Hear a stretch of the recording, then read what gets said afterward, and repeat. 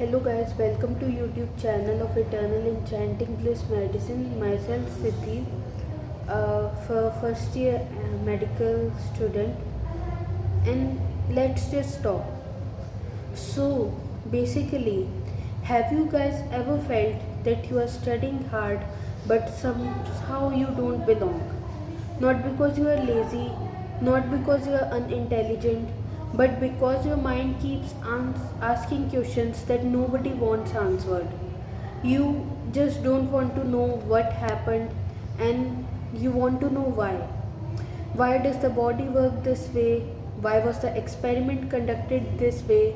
Its design, and could there be a better explanation? And all these things, they're probably not going to come in the exams, yet we find that our mind is attracted towards these questions. But somehow, somewhere along the journey, these questions become distractions.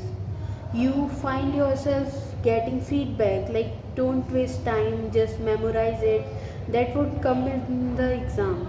And slowly, because the volume of things is more, then the slowly this curiosity becomes a liability and memory becomes success.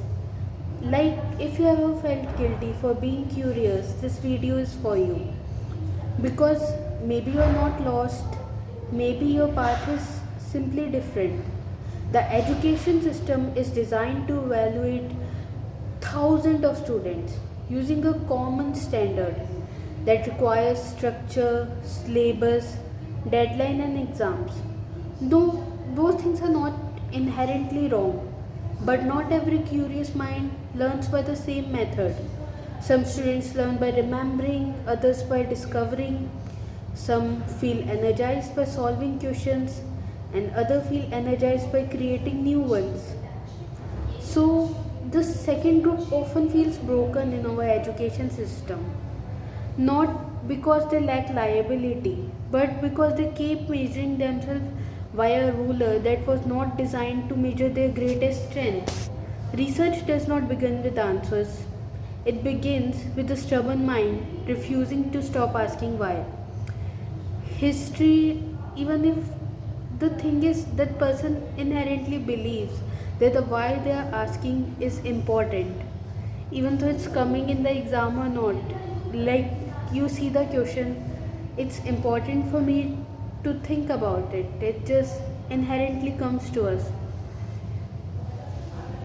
Even though you may lag behind in the, you may feel like you are lagging behind because of this, but history remembers people who questioned accepted ideas, the people who wondered what everyone else ignored, the people who were told that stop overthinking. Imagine if they had listened.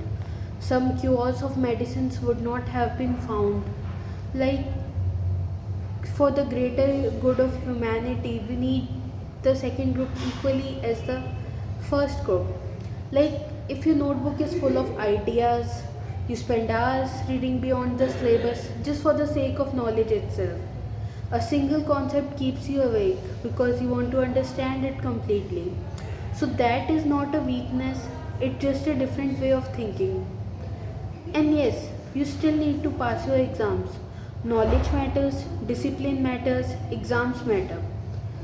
But it's not fair if I decide my worth on that, because ability to score marks differs with the ability to discover knowledge at a point.